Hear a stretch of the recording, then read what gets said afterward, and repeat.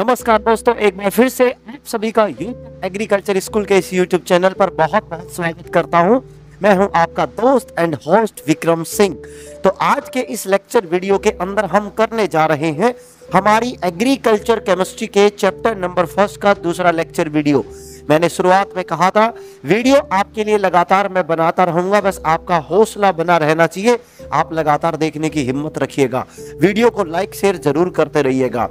हमारी केमिस्ट्री का जो पहला चैप्टर है मेरे दोस्त, उसका नाम है खनिज चट्टानों का अपक्षय और मृदा निर्माण, जिसे इंग्लिश में soil minerals weathering of rocks and soil formation कहते हैं।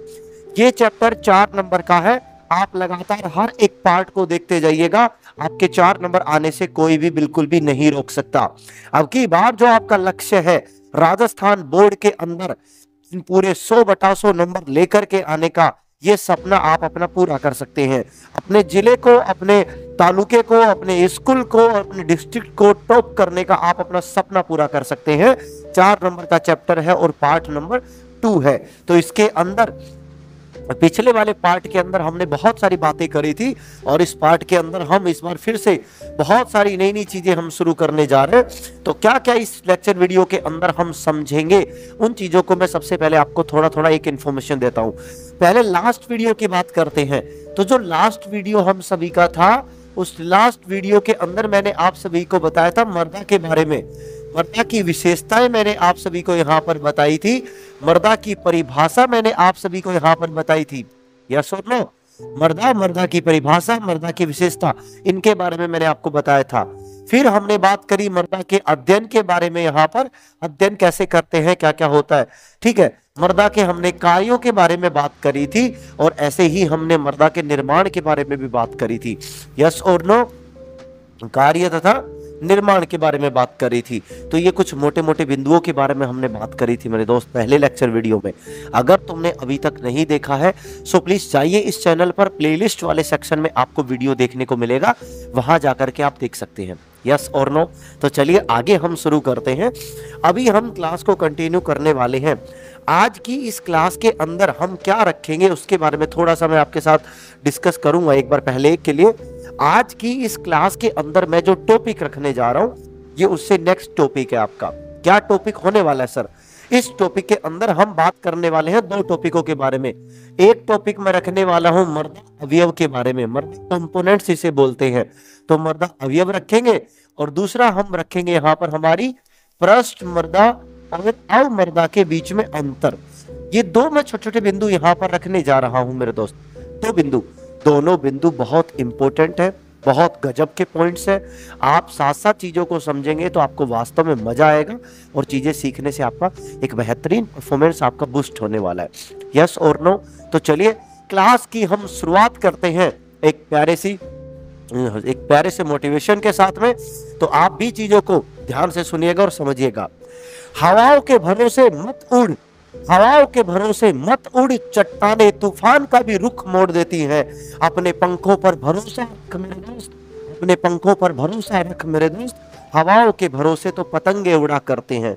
समझ में आया कुछ? अरे अपने ऊपर भरोसा रख कि तू कर सकता है, पतंगे मत बनो जिधर की हवाएं उधर बह दिए। अपने ऊपर भरोसा रखे जा और मेहनत करते जा। आज नहीं तो कल तू पताका लहराएगा, तू झंडा फहराएगा और अपने अपने घर वालों का नाम रोशन जरूर जरूर करेगा।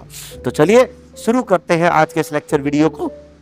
घर के किसी भी एक कोने में जाकर के बैठ जाइए, ठीक है। कॉपी पेन लेकर के बैठिए, रफ कॉपी लेकर बैठिए, साथ में जैसे जैसे बताता हूं वैसे वैसे आप चीजों को लिखते जाइएगा।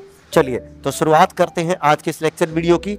सबसे पहले हमारा जो टॉपिक आता है मेरे दोस्त, टॉपिक की हेडिंग आप सभी लिख सकते हैं।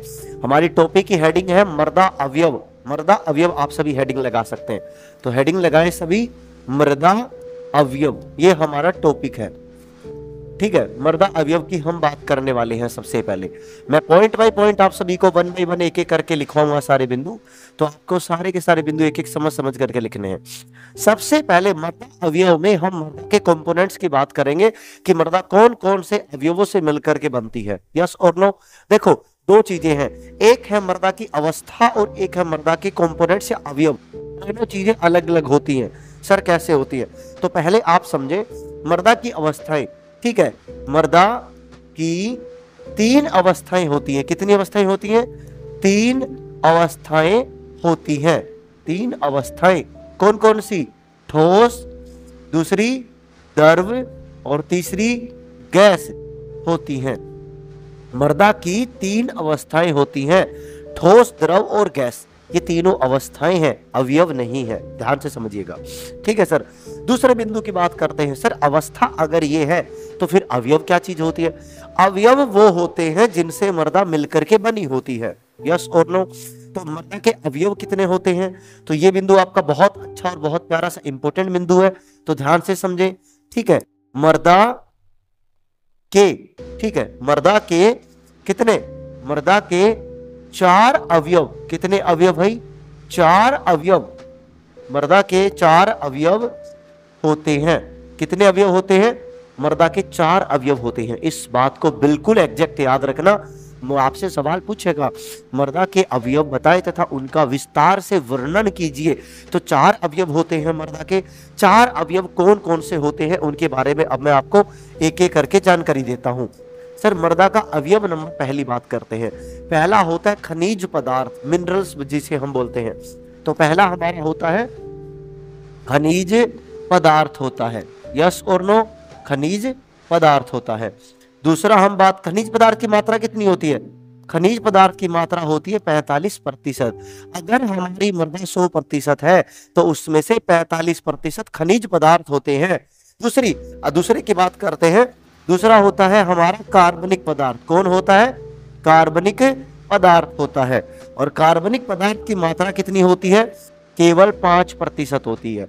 100 में से 5% आपके कार्बनिक पदार्थ होते हैं। यस और नो? बिंदु नंबर तीसरा देखें कि तीसरा अवयव क्या होता है। तीसरा होती है, आप बोल सकते हैं इसे मृदा जल बोल सकते हैं या मृदा द्रव बोल सकते हैं। इसकी मात्रा कितनी होती है? इसकी मात्रा आप बोलेंगे यहाँ 25% होती है। जो जल होता है या मृदा के अंदर जो द्रव होता है उसकी मात्रा 25% होती है। और सबसे अंतिम में बात करूं चौथे नंबर की, तो हम इसे बोलते हैं मृदा वायु बोलते हैं। इसकी मात्रा सोइल एयर बोलते हैं। इसकी मात्रा कितनी है? इसकी मात्रा भी होती है 25% होती है।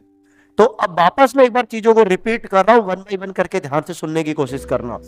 मृदा अवयव के अगर आपसे सवाल संबंधित पूछा जाता है तो मृदा की अवस्थाएं तीन होती हैं, ठोस, द्रव और गैस। तीनों में से ज्यादा केवल ठोस और द्रव ही काम में आती है, क्योंकि यही मृदा के रूप में काउंट होती है, गैस वाली काउंट नहीं होती। ओके, ठीक है सर। मृदा के अवयव कितने होते हैं? 4 अवयव होते हैं। मृदा के अवयव या मुख्य अवयव 4 ही होते हैं। 4 प्रकार से इनको बांटा गया है। सबसे पहली आ जाती है हमारी खनिज पदार्थ, 45% होता है। कार्बनिक पदार्थ 5% होता है। मृदा में जल की मात्रा 25% होती है और मृदा में वायु की मात्रा भी कितनी होती है? 25% होती है। सभी को आपको याद रखना है। इनको बोलते हैं मिनरल्स, इनको ऑर्गेनिक मैटर्स, इनको लिक्विड या वाटर बोल सकते हो, और इनको सोइल एयर हम बोलते हैं। यस और नो? ये मैंने ऊपर से वर्णन किया है। सर क्या इतने से काम चल जाएगा? बिल्कुल भी नहीं चलने वाला मेरे दोस्त। समझो, अब चीजों को समझना। देखो, मैं यहाँ एक और डायग्राम आप सभी को समझाता हूँ। अगर आपकी मृदा की बात करी जाए, किसकी? मृदा की, तो मृदा 2 प्रकार की होती है। कितने? 2 अवस्थाओं में पाई जाती है। कितनी अवस्थाओं में? या मृदा के 2 मुख्य अवयव, 2 पार्ट बांट सकते हो आप। कैसे सर? एक होती है मृदा ठोस रूप में। किस रूप में? ठोस रूप में। और दूसरी होती है रंध्रावकाश में। किसमें? रंध्रावकाश में। रंध्रावकाश हम इसको बोलते हैं, रंध्रावकाश के अंदर। ठीक है, ये 2 पार्ट हम इसके बोल सकते हैं। ध्यान से देखना, मैं इधर लेके आता हूं इसको। मृदा के अंदर देखना ध्यान से, ठोस और रंध्रावकाश, ये पॉइंट है। सर इसके अंदर आगे बताए, ठोस के हमारे 2 सेक्शन होते हैं। ठोस के भी 2 होते हैं। ठोस के 2 कौन कौन से होते हैं? सर आपने एक तो अभी जस्ट लिखा था खनिज, और दूसरा लिखा था कार्बनिक। यस और नो? कार्बनिक, ये वाला कार्बनिक, खनिज पदार्थ और कार्बनिक पदार्थ, ये दोनों हमारे ठोस के अंदर आएंगे। यानी ठोस हमारी जो मृदा होती है उसके 2 पार्ट होते हैं, खनिज पदार्थ और कार्बनिक पदार्थ। इसकी मात्रा वही 45%, इसकी मात्रा वही 5%। और अकेले ठोस की अगर मात्रा की बात करें तो ये होता है 50%। मृदा का 50% भाग ठोस होता है, मृदा का 50% भाग क्या होता है? रंध्रावकाश होता है। 50-50% होता है। ठोस भाग में भी 45% भाग खनिज होते हैं और बचे हुए 5% भाग आपके क्या होते हैं, कार्बनिक पदार्थ होते हैं। अब आगे रंध्राव कांस की बात करते हैं। रंध्राव कांस भी 2 प्रकार का होता है। कितने प्रकार का? 2 प्रकार का। इसमें आपका एक होता है द्रव या आप इसको जल बोल सकते हैं, इसकी मात्रा होती है 25% और दूसरा आपका होता है यहाँ पर वायु या हवा बोल सकते हैं, इसकी मात्रा भी कितनी होती है, 25% होती है। अरे बोलो यस और नो। चलिए सामने आप वापस देखेंगे, मैं एक बार इधर से वापस आपको थोड़ा सा समझाने की कोशिश करता हूँ। साइज में थोड़ी छोटी कर, बाकी आपको मैंने पहले समझा दिया है, समझो। वापस रिपीट। मतलब कितनी अवस्थाएं होती हैं? 3 अवस्थाएं। कौन कौन सी? ठोस, द्रव और गैस। जबकि पूछे कि मृदा के अवयव कितने होते हैं, 4 अवयव होते हैं। कौन कौन से होते हैं? खनिज पदार्थ, कार्बनिक पदार्थ, जल और वायु। ठीक है। मृदा अगर 100% है तो उसमें से खनिज पदार्थों की मात्रा होती है 45%, ठीक है, और कार्बनिक पदार्थों की मात्रा 5%, आपकी जल की मात्रा 25% और वायु की मात्रा भी 25% होती है। ऊपर ऊपर देखा जाए तो मृदा को 2 भागों में बांटते हैं, एक ठोस और एक रंध्राव कांस। दोनों की मात्रा 50-50% होती है, 50% ठोस और 50% रंध्राव कांस। ठोस में खनिज पदार्थ और कार्बनिक पदार्थ दोनों को रखते हैं क्योंकि ठोस रूप में, सॉलिड रूप में होते हैं, जबकि द्रव और वायु की मात्रा 25-25% होती है। अब एक बिंदु स्पेशल आपके लिए बताता हूं यहाँ पर। अगर आपसे पूछा जाए मृदा में ठोस अनुपात पूछा जाए, क्या पूछा जाए? ठोस अनुपात पूछ लिया जाए, ठीक है, या आपसे पूछा जाए जल अनुपात, जल और वायु का अनुपात पूछा जाए कि मृदा के अंदर ठोस और रंध्राव कांस का अनुपात कितना है, जल और वायु का अनुपात कितना है, तो आप एक अनुपात के तौर पे याद रख सकते हैं। यहाँ पर आप बोलेंगे 50:50 या 25:25 या 1:1, क्योंकि सारे के सारे देखो, इसको बोलोगे ठोस और रंध्राव कांस का तो 50:50 कट करो 1:1, पहले 50:50 याद रखना, ठीक है।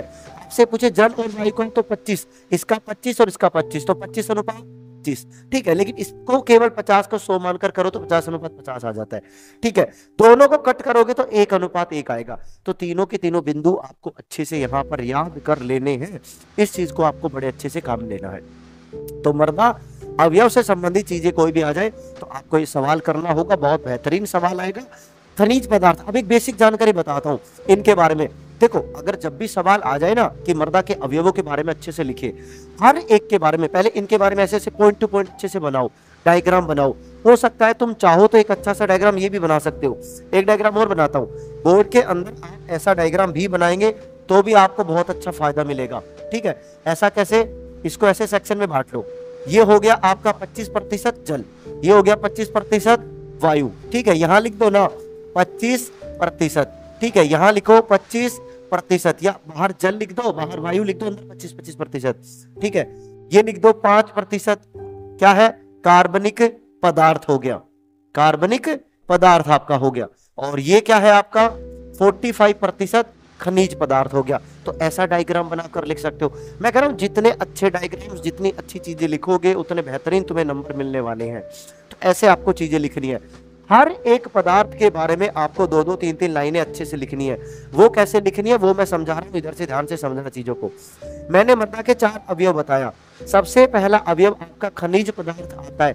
खनिज पदार्थ चट्टानों के अच्छे से, उनके टूटने से, उनके विघटन से बनता है। इस लाइन को याद रखो अच्छे से। चट्टानों के टूटने, अपघटन, विच्छेदन से खनिज पदार्थों का निर्माण होता है। ये लाइन लिखोगे और इसको जोड़कर और बना सकते हो। दूसरा बिंदु, कार्बनिक पदार्थ किससे बनता है? कार्बनिक पदार्थ जीव जंतुओं के अवशेषों के सड़ने से, गलने से, उनके विच्छेदन होने से या अपघटन होने से किसका निर्माण होता है? कार्बनिक पदार्थ। कार्बनिक पदार्थ का उदाहरण ह्यूमस होता है। क्या होता है? ह्यूमस होता है, ठीक है। इससे मृदा की संरचना सुधरती है, मृदा का वातावरण सुधरता है, मृदा की जल धारण क्षमता बढ़ती है, मृदा की सीईसी बढ़ती है, मृदा के अंदर बहुत सारे फायदे होते हैं, पोषक तत्वों की वृद्धि होती है। ऐसे लिख सकते हो। मृदा में जल और द्रव की मात्रा जो होती है ये एक दूसरे पर निर्भर करती है। किसी मृदा में जल की मात्रा ज्यादा है तो वायु की मात्रा कम हो जाएगी, किसी में वायु की मात्रा ज्यादा है तो जल की मात्रा कम हो जाएगी। यानी एक दूसरे पर, एक बढ़ेगा तो दूसरा अपने आप घटने लग जाएगा। यस और नो? तो ऐसे करके आप इन चीजों को याद रखेंगे। तो मृदा के अवयव के बारे में, कंपोनेंट्स के बारे में मैंने पूरी जानकारी आपको दी है। टॉपिक नंबर 2 की ओर चलते हैं, जो आज की क्लास का हमारा सेकंड टॉपिक और इम्पोर्टेंट टॉपिक होने वाला है। सवाल आपसे पूछेगा और कंफर्म है सवाल आएगा, इनमें से कोई ना कोई सवाल आएगा। 4 नंबर का चैप्टर है, सारे लेक्चर्स अगर देखोगे तो तुम अच्छा फोड़ने वाले हो। अब मैं आगे बात करने जा रहा हूं हमारी इस क्लास के अंदर। अभी ये सेकंड टॉपिक है, मोस्ट इंपोर्टेंट टॉपिक आप बोल सकते हो। इसके अंदर हम बात करने वाले हैं मेरे दोस्त, आपकी बुक के अंदर आपको दिया गया है पृष्ठमर्दा और अवमर्दा। क्या दी गई? पृष्ठमर्दा और अवमर्दा। तो चलो शुरू करते हैं।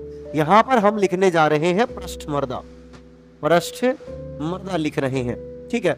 और यहां पर मैं लिख रहा हूं दूसरी साइड में अवमर्दा, अवमर्दा लिख रहा हूं, ठीक है। एक जो पृष्ठमर्दा होती है इसको बोलते हैं सरफेस सॉइल, और इसको अवमर्दा को क्या बोलते हैं? इसका इनर सॉइल, ऐसा कुछ नाम है इसका, एग्जैक्ट मुझे नहीं पता है।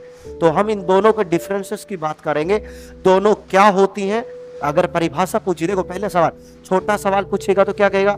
पृष्ठमर्दा क्या होती है बताइए, परिभाषा लिखिए, ये की परिभाषा लिखिए। इनकी गहराई कितनी होती है? 1 नंबर का सवाल बन सकता है, आपसे पूछ लेगा पृष्ठमर्दा की गहराई कितनी होती है, अवमर्दा की कितनी होती है। ऐसे सवाल 1-1 नंबर के आ सकते हैं। हो सकता है 2 या 3 नंबर का, 3 नंबर का सवाल आने की ज्यादा पॉसिबिलिटी है। पृष्ठमर्दा अवमर्दा के बीच में कोई 5 अंतर लिखिए, 3 अंतर लिखिए, दोनों को परिभाषित करिए, विस्तार से वर्णन कीजिए। ऐसे सवाल बोर्ड में ज्यादा पूछे जाते रहे हैं, यस और नो। तो चलिए हम इन पॉइंट्स को एक एक करके समझेंगे यहाँ पर। तो आप मेरे साथ साथ 1 बाय 1 पहले बिंदु से शुरू करते हैं। सबसे पहला बिंदु है आपका पृष्ठमर्दा के बारे में, कि पृष्ठमर्दा क्या होती है, पृष्ठमर्दा से क्या क्या हमें फायदे होने वाले, और क्या क्या दोनों के बीच में मेन मेन हमारे डिफरेंसेस होते हैं, ठीक है। पृष्ठमर्दा की परिभाषा के तौर पे आप क्या लिखने वाले, देखे सभी सामने।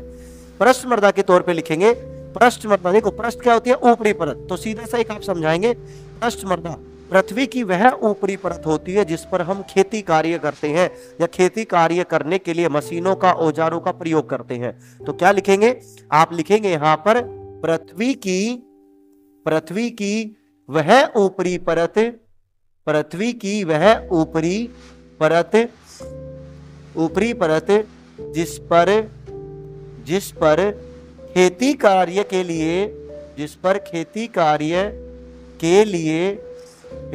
के लिए मशीन तथा औजारों को काम लेते हैं, मशीन तथा औजारों को काम लेते हैं, या का प्रयोग लेते हैं, औजारों का प्रयोग लेते हैं, औजारों का प्रयोग लेते हैं, औजारों का प्रयोग लेते हैं। चलिए मैं पहली परिभाषा आपको वापस से पढ़ रहा हूं, ठीक है। पृथ्वी की वह ऊपरी परत, या तुम पृथ्वी की जगह एक शब्द और लिख सकते हो जो तुम्हारी किताब के अंदर आ रहा है। ये शब्द है आपका मर्दा। क्या शब्द है? मर्दा। आप लिख सकते हो मर्दा की वह ऊपरी परत। बोलो मेरे साथ साथ रिपीट करना, चुप नहीं बैठना, मेरे साथ साथ चीजों को दोहराना है। मर्दा की वह ऊपरी परत जो खेती कार्य के काम में आती है, जिस पर मशीनें और औजारों को काम लेते हैं, काम में उनको प्रयोग में लिया जाता है, उसे क्या कहते हैं? उसे पृष्ठमर्दा कहते हैं। यस और नो? ठीक है सर, इधर क्या लिखूं फिर? इधर बिल्कुल अपोजिट लिखना है तुम्हें। क्या लिखना है? इधर लिखोगे पृष्ठमर्दा, पृष्ठमर्दा के नीचे की परत, पृष्ठमर्दा के नीचे की परत को अवमर्दा कहते हैं। पृष्ठमर्दा के नीचे की परत को अवमर्दा कहते हैं। बस बिल्कुल मैं कह रहा हूं ना, बिल्कुल स्मूथली, दोनों में ज्यादा गहराई में डिफरेंस नहीं रखना, इजी वे में लिखवा रहा हूं। मैं कह रहा हूं तुम्हें क्लास खत्म होगी उससे पहले पहले इसके 5 से 6 अंतर तो ऐसे उंगलियों पर याद हो जाएंगे। अरे बोलो यस और नो, बिल्कुल नॉर्मल सी भाषा में। चलो पृष्ठमर्दा क्या होती है? मर्दा की वह ऊपरी परत जो खेती कार्य के काम में आती है, जिस पर हम मशीन औजारों का काम में लेते हैं, प्रयोग में लेते हैं, पृष्ठमर्दा होती है। पृष्ठमर्दा के नीचे की परत जो होती है, उस परत को क्या कहते हैं? उसे हम अवमर्दा कहते हैं, जो पैतृक पदार्थों तक होती है। ठीक है, अवमर्दा कहते हैं। हम आसान शब्दों में और आगे बढ़ते हैं। चलिए इसकी बात करते हैं। तो इधर आप दूसरा लिखेंगे इसकी गहराई 0 से 15 सेंटीमीटर होती है, इसकी गहराई 0 से 15 सेंटीमीटर होती है। इस पृष्ठमर्दा की गहराई बोल सकते हो या मोटाई बोल सकते हो। मैं कह रहा हूं गहराई और मोटाई दोनों एक ही बात है। गहराई या मोटाई कितनी होती है? 0 से 15 सेंटीमीटर होती है।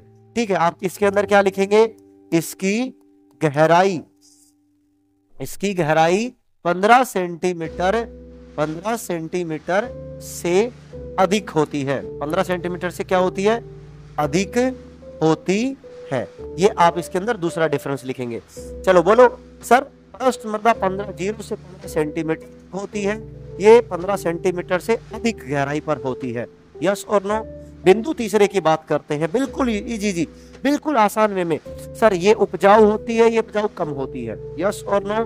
तो चलो इसमें लिखेंगे हम सबसे पहले, और उपजाऊ क्यों होती है मुझे बताओ।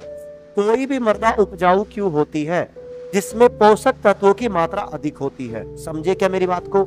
जिस मृदा में पोषक तत्वों की मात्रा ज्यादा होती है वो मृदा अधिक उपजाऊ हो जाती है। पोषक तत्व जिसमें ज्यादा वो अधिक उपजाऊ। तो बोलो इनडायरेक्टली क्या बोलोगे, चलो अरे बोलो मेरे साथ साथ बोलो, चलो जल्दी से। इस मृदा के अंदर आप क्या लिखने वाले हैं, ध्यान से देखिए अच्छे से, मैं यहाँ पे लिखने जा रहा हूं। ओके चलिए, ये हो गई लाइन, अरे हट गई यार, ठीक है।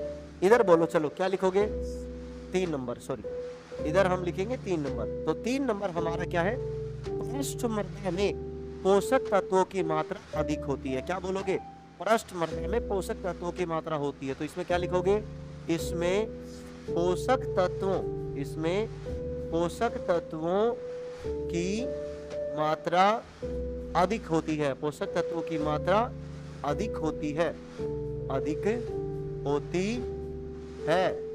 अतः अर्थात यह उपजाऊ होती है। क्या होती है, यह उपजाऊ होती है। अतः यह उपजाऊ होती है, उपजाऊ होती है। देखो भाई मैं वापस कह रहा हूं, बिंदु में बिंदु चलेंगे तो चीजें आसानी से याद होंगी, ज्यादा याद होंगी। इसमें पोषक तत्वों की मात्रा ज्यादा है तो ये अधिक उपजाऊ है। इसमें क्या लिखोगे, सीधा उल्टा लिख दो। इसमें पोषक तत्वों, इसमें पोषक तत्वों की कमी होती है, पोषक तत्वों की कमी होती है, इसलिए कम उपजाऊ होती है। इसलिए क्या होती है, कम उपजाऊ होती है। चलो ये इसका तीसरा अंतर हो गया। बोलो सर ये खेती कार्य के काम में आती है, इसमें मशीनों का काम होता है, पहला अंतर। ये खेती कार्य के काम में नहीं आती, या ऊपरी जो पृष्ठ मृदा होती है उसके नीचे की परत होती है, तक होती है, पहला अंतर हो गया। दूसरा, इसकी गहराई या मोटाई 0 से 15 सेंटीमीटर होती है, इसकी 15 सेंटीमीटर से ज्यादा होती है। इधर बोलो तीसरा, इसमें पोषक तत्वों की मात्रा अधिक होती है इसलिए ज्यादा उपजाऊ हो जाती है, इसमें पोषक तत्वों की मात्रा कम होती है इसलिए कम उपजाऊ हो जाती है। यस और नो। चलो अगला देखते हैं, ठीक है। इसमें बोलो चार, इसमें कार्बनिक पदार्थ की मात्रा, किसकी मात्रा बोलो, कार्बनिक पदार्थ की मात्रा, कार्बनिक पदार्थ की मात्रा अधिक होती है। कार्बनिक पदार्थ की मात्रा क्या होती है रे, अधिक होती है। अरे बोलो यस और नो। ठीक है, इधर क्या बोलोगे 4 नंबर पे, इसमें कार्बनिक पदार्थ, इसमें कार्बनिक पदार्थ कम होते हैं, कार्बनिक पदार्थ की मात्रा कम होती है, कम होती, कार्बनिक पदार्थ की मात्रा कम होती है। ये आपका चौथा अंतर आ गया। सर पृष्ठ मृदा में कार्बनिक पदार्थ की मात्रा अधिक होती है और मृदा में कार्बनिक पदार्थ की मात्रा कम होती है। कार्बनिक पदार्थ का उदाहरण कौन है, सर ह्यूमस होता है। ह्यूमस का रंग कैसा होता है, सर गहरा भूरा काला होता है। तो जिस मृदा में कार्बनिक पदार्थ की मात्रा अधिक होती है उसका रंग कैसा हो जाएगा, गहरा भूरा काला, और जिसमें कम मात्रा में होगी उसका हल्का पीला या बिल्कुल पीला हो सकता है। तो यहीं से एक पांचवा अंतर आप बना सकते हैं, इसका रंग गहरा भूरा, इसका रंग गहरा भूरा या काला होता है। अरे बोलो यस और नो। ठीक है, इधर 5 नंबर अंतर क्या लिखोगे, इसका रंग हल्का पीला होता है, हल्का पीला होता है, आप ऐसे बोल सकते हैं, क्योंकि कार्बनिक पदार्थों से रंग का अंतर अपने आप बन रहा है। अरे बोलो यस और नो। सर कार्बनिक पदार्थ ज्यादा है मतलब रंग काला या भूरा होगा, कम है मतलब सर हल्का या हल्का पीला होने वाला है, यस और नो। चलिए आगे बढ़ते हैं। 6 नंबर अगर हम 6 नंबर अंतर की बात कर लेते हैं, थोड़ा सा इसको ऊपर कर देता हूँ। अंतर बहुत लिखाऊंगा, मैं क्या कह रहा हूँ, अंतर तो तुम्हें इतने भर भर के लिखवाऊंगा, तुम कहोगे कि सर कितने अंतर और लिखवाओगे। अंतर नंबर 6 की बात करते हैं, ठीक है। अगले अंतर की अगर हम बात करें तो सीईसी से रिलेटेड बिंदु रख लेते हैं। क्या? सीईसी, ठीक है। जिस मात्रा में कार्बनिक पदार्थ अधिक होता है, देखो कार्बनिक पदार्थों का सीईसी अधिक होता है। धनायन विनिमय क्षमता, सीईसी का पूरा नाम बताओ।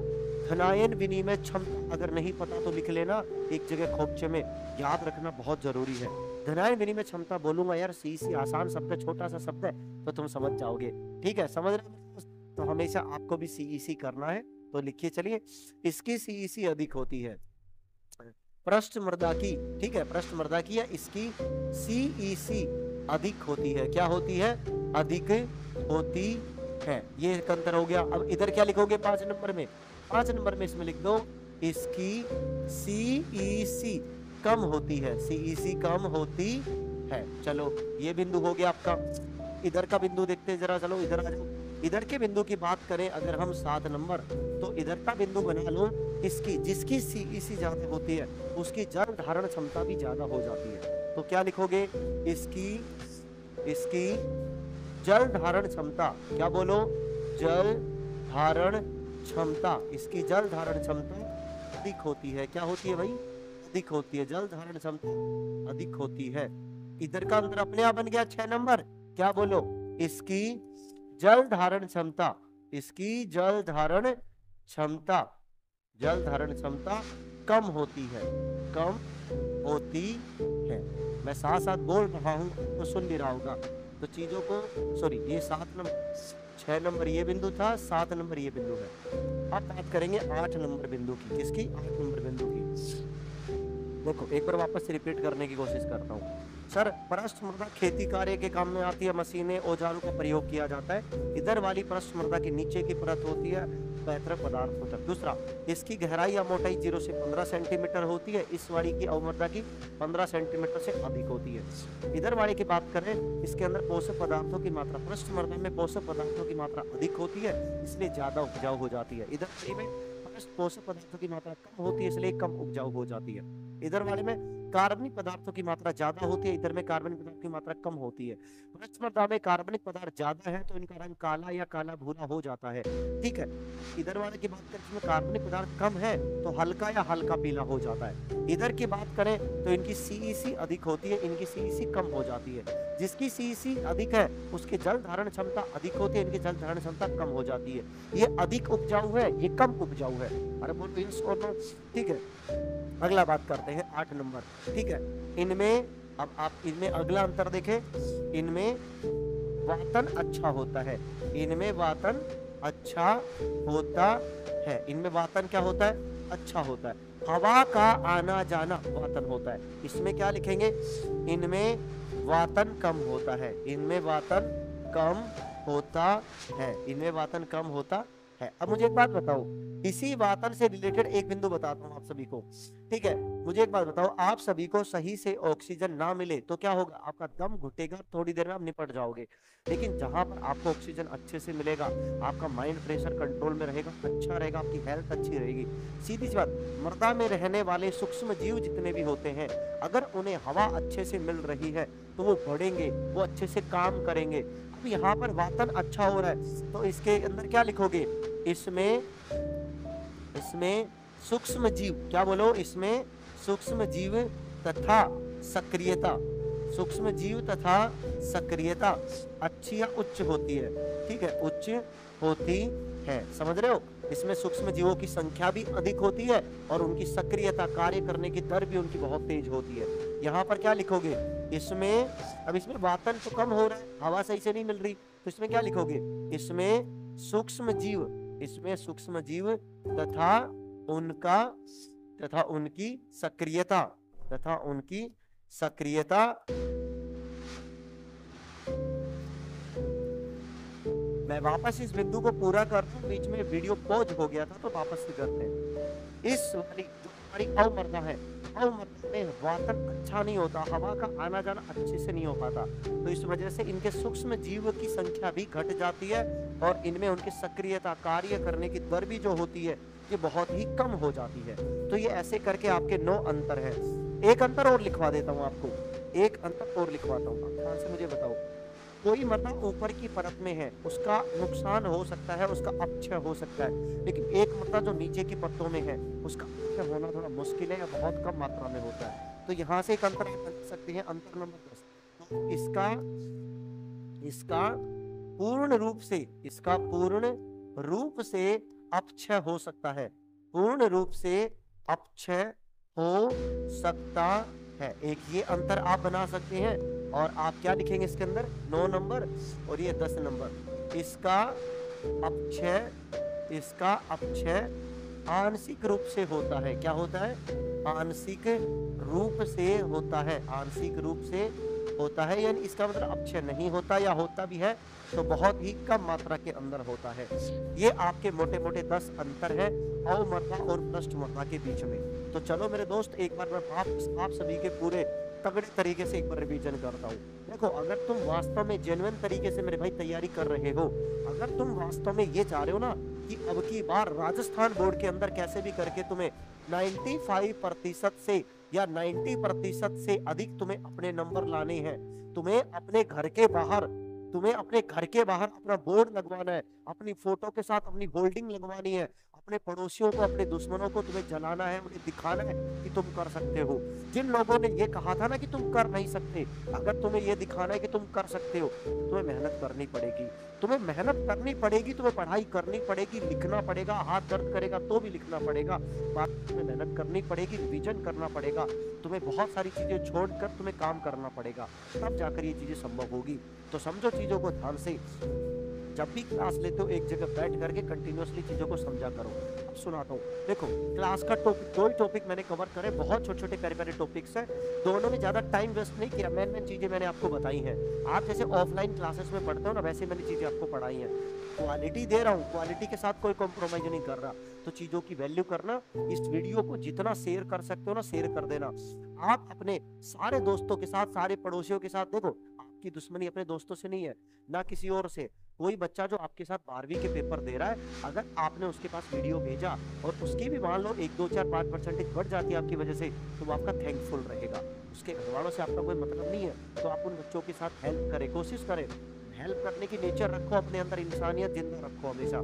तो आप इस वीडियो को अपने सारे जो भी 12वीं क्लास के आपके साथी दोस्त मित्र हैं, जितने भी आपके पास कॉन्टेक्ट है, उनके पास शेयर करो, अपने क्लास ग्रुप में शेयर करो, अपने व्हाट्सएप स्टेटस में लगाओ, अपनी फेसबुक इंस्टाग्राम पे आप इसे शेयर कर सकते हो। तो ज्यादा से ज्यादा शेयर करो ताकि उन तक ये पहुंच पाए।